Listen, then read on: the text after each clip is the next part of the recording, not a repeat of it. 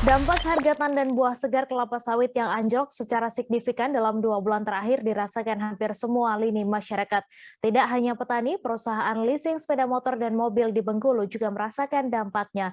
Pasalnya, semenjak harga TBS sawit anjlok, banyak kreditur atau masyarakat yang membeli kendaraan sepeda motor atau mobil dengan sistem kredit mengeluhkan tidak bisa membayar kredit kendaraan mereka lagi.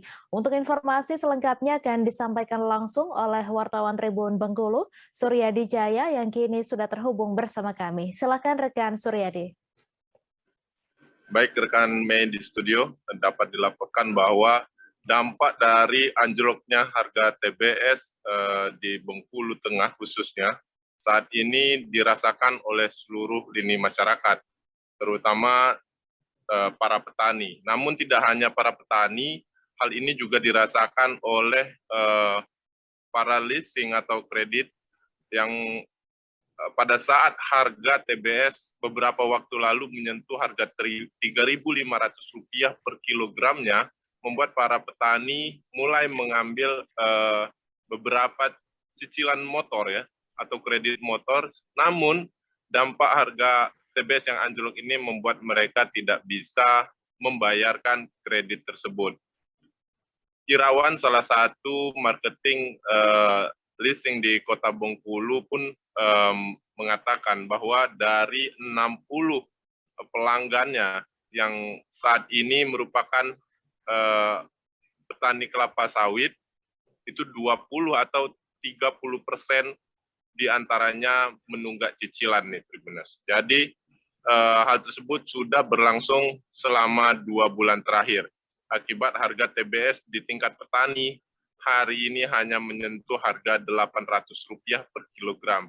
Sehingga dari data yang disampaikan oleh Irawan, bahwa saat ini para petani tidak bisa lagi melakukan pembayaran cicilan kredit motor tersebut diakibatkan mereka belum ingin melakukan panen sebab dengan harga TBS yang hanya Rp800 per kilogramnya tidak mampu memenuhi biaya untuk mencicil kredit tersebut.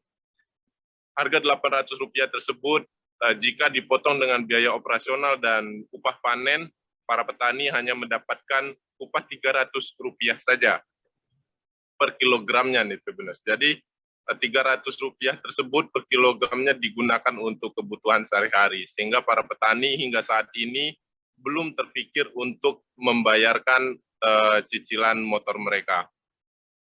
Jika kondisi harga TBS di Bengkulu saat ini terus anjlok hingga beberapa bulan kemudian, Irawan mengatakan ada potensi bahwa motor-motor para petani yang menunggak akan ditarik oleh pihak leasing karena tidak sesuai dengan perjanjian jual beli pada saat melakukan pembelian motor tersebut.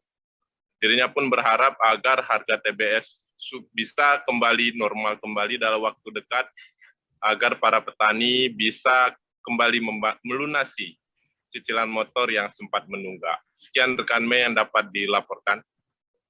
Terima kasih Suryadi Jaya atas laporan Anda. Selamat bertugas kembali. Jangan lupa subscribe, share, komen, dan like ya.